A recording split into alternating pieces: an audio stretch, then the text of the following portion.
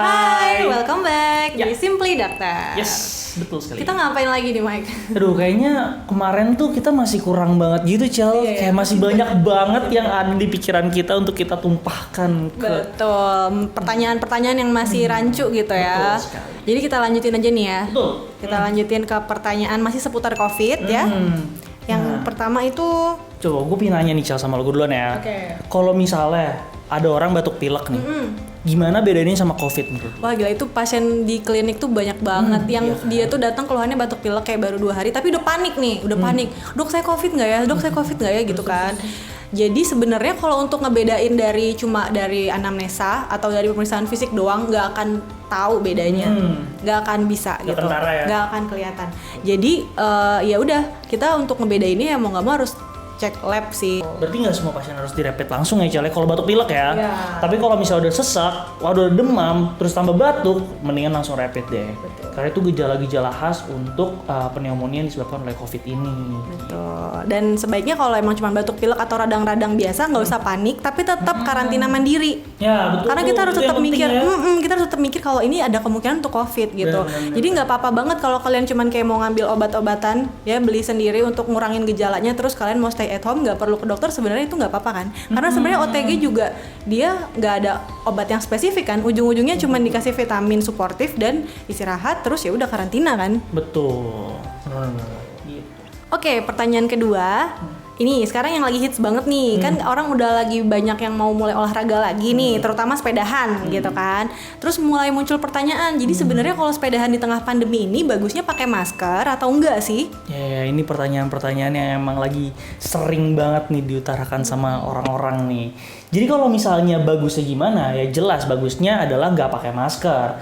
Lagian kalau pakai masker juga berasa sesek nggak sih, Cel? Pasti. Ya kan? Nah, tapi kalau misalnya ditanya pakai masker boleh atau enggak, sebetulnya boleh-boleh aja, kecuali orang-orang yang memang memiliki gangguan. Gangguan pada? Nah, gangguan misalkan dia memiliki gangguan pada jantung atau gangguan pada paru-parunya, memang ada sakit sebelumnya, itu bakal berasa sesek banget gitu. Contohnya berarti kalau kayak punya asma gitu ya, Punya asma, punya riwayat hipertensi, punya riwayat serangan jantung, itu lebih baik tidak menggunakan masker karena dengan penggunaan masker itu bisa meningkatkan akumulasi dari CO2 gitu. Jadi kalau pada orang biasa aja nih ya, kalau pada orang biasa itu akan berasanya tuh sesek gitu, Cel. Nah, tapi kalau misalnya kita yang make gitu sesek, cuman kan kalau sesek kita berhenti kan ya.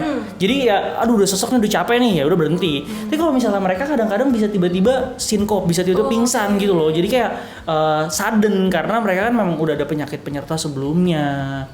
Gitu. Oke, berarti intinya nggak dianjurkan ya sebenarnya, Dianjurkan kalau pakai masker, yang dianjurkan adalah olahraga sendiri atau berjauhan atau di rumah aja. atau di rumah aja. Oke. Nah, untuk pertanyaan ketiga nih, Cel, ya. Di masa pandemi ini orang-orang tetap sakit kan ya. Nah, itu dia tetap boleh berobat ke rumah sakit atau dia lebih baik di rumah aja terus nggak usah berobat lagi? Ini maksudnya penyakit lain ya? Oh ya, penyakit lain. Misalnya dia punya hipertensi atau diabetes gitu kan butuh rutin kontrol dong. Oke. Nah, sekarang gimana nih kalau misalnya COVID gini? Nah, ini juga yang suka salah paham ya. Jadi kalau di klinik nih, gue biasanya itu pasien banyak yang takut nih ke rumah sakit. Akhirnya pas kontrol ke klinik, tiba-tiba dicek gulanya udah 400, tensinya udah 180 lagi. Malah Itu jadi sayang. kacau ya. Betul. Itu bahaya banget. Itu masih untung kalau kedeteksi. Kalau misalnya udah kenapa-napa di rumah itu lebih bahaya lagi. Jadi sebenarnya kalau kalian sudah punya penyakit atau orang tua kalian atau saudara kalian udah punya penyakit penyerta duluan, baiknya tetap kontrol ke rumah sakit sesuai jadwal, dan solusinya itu biasanya minta obatnya ditambahin ya. Misalnya kalau obat-obat yang rutin minumnya nih kayak tensi, gula itu kan udah rutin, jadi kalau bisa minta obatnya emang udah sekalian buat sebulan atau buat 2 minggu biar nggak terlalu sering bolak-balik ya ke rumah. Jika misalkan dikasih obat biasanya seminggu, jadi boleh minta obat, dok minta lebih lah dok, untuk 2 minggu atau untuk 3 minggu gitu ya, Cal ya. Jadi meminimalisir kontak atau datang ke rumah sakit. Karena rumah sakit itu berbahaya lah ya. Iya, sangat-sangat Zonanya bahaya. tuh merah pekat. Gitu. Oke, pertanyaan terakhir ya. Ya. Oke.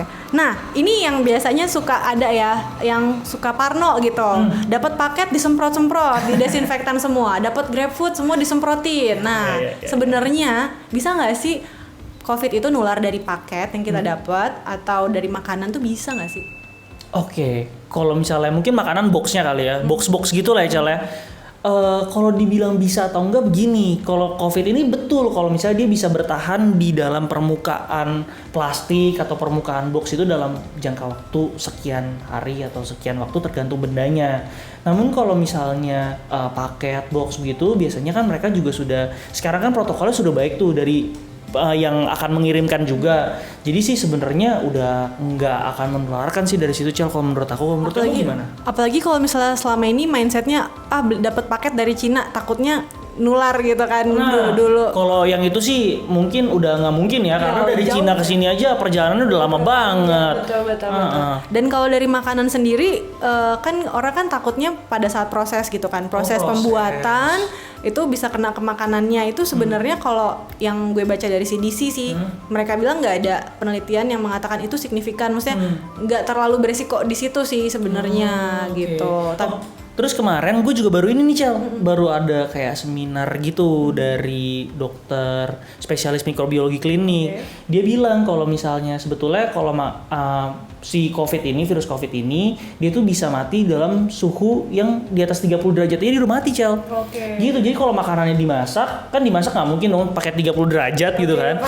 Pasti lebih kan. Nah, jadi itu tuh sebenarnya udah lebih aman. Virus COVID udah mati gitu. Jadi kayaknya kita nggak perlu sesetres itu ya, sepanik itu sampai nggak berani ngapa-ngapain, nggak berani beli makan kayak gitu kan. Kalau nama kebutuhan nggak apa-apa, tapi ya tetap diperhatikan protokol kesehatannya. Betul. Gitu ya.